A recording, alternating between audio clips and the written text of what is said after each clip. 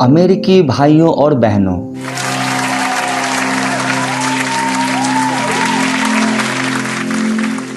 आपने जिस स्नेह के साथ मेरा स्वागत किया है उससे मेरा दिल भर आया है। मैं दुनिया की सबसे पुरानी संत परंपरा और सभी धर्मों की जननी की तरफ से धन्यवाद देता हूँ। सभी जातियों और संप्रदायों के लाखों करोड़ों हिंदुओं की तरफ से आपका आभार व्यक्त करता हूँ।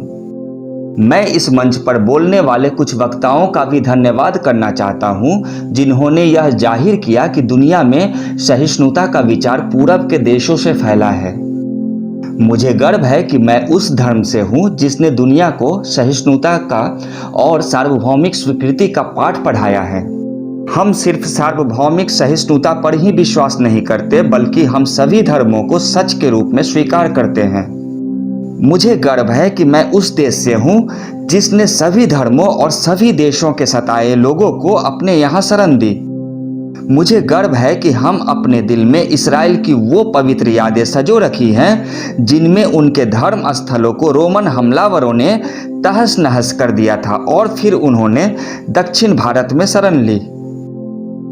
मुझे गर्व है कि मैं एक ऐसे धर्म से हूँ जिसने पारसी धर्म के लोगों को शरण दी और लगातार अब भी उनकी मदद कर रहा है।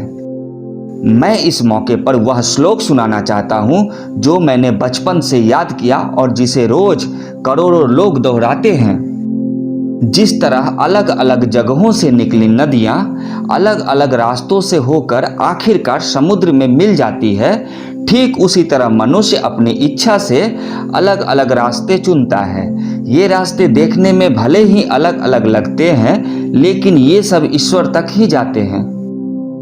मौजूदा सम्मेलन, जो कि आज तक की सबसे पवित्र सभाओं में से है, वह अपने आप में गीता में कहे गए इस उपदेश इसका प्रमाण है।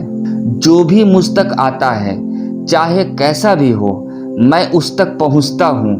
लोग अलग अलग रास्ते चुनते हैं, परेशानियां झेलते हैं, लेकिन आखिर में मुझ तक पहुंचते हैं। सांप्रदायिकता, कट्टरता और इसके भयानक वंशजों के धार्मिक हठ ने लंबे समय से इस खूबसूरत धरती को जकड़ रखा है। उन्होंने इस धरती को हिंसा से भर दिया है और कितनी ही बार यह धरती खून से लाल हो चुकी है। ना जाने कितनी सभ्यताएं तबाह हुईं और कितने देश मिटा दिए गए। यदि ये खौफनाक राक्षस नहीं होते तो मानव समाज कहीं ज्यादा बेहतर होता जितना कि अभी है, लेकिन उनका वक्त अब पूरा हो चुका है। मुझे उम्मीद है कि इस सम्मेलन का बिगुल सभी तरह की कट्टरता, हठधर्मिता और दुखों का विनाश करने वाला होगा, चाहे वह तलवार से हो या फिर कलम से।